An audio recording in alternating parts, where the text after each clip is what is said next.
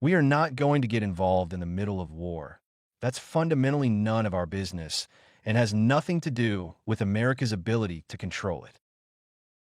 From this to this. From a hands-off approach to an abrupt complete ceasefire announcement by US President Donald Trump after what he claimed was a long night of talks. What made the United States change its stance on the worst fighting between India and Pakistan in decades? A little bit of the past. They've been fighting for a long time. They've been fighting for many, many decades and centuries, actually, if you really think about it.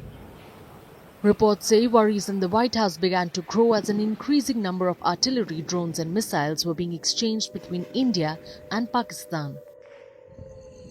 Washington feared the conflict between the two nuclear powers could spiral out of control since there were no signs of de-escalation.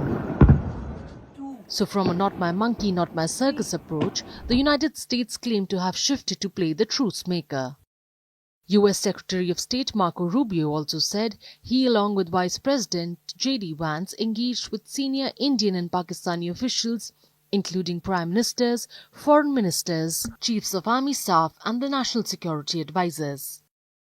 When J.D. Vance dialed India's Prime Minister Modi, reports say he received a clear message from New Delhi. If Pakistan attacks, India will retaliate harder. This is the strike on the Noor Khan Air Base. Hours after this call, responding to Pakistan's barrage of drones and artillery, India struck 3 Pakistani bases. This triggered more panic in Washington.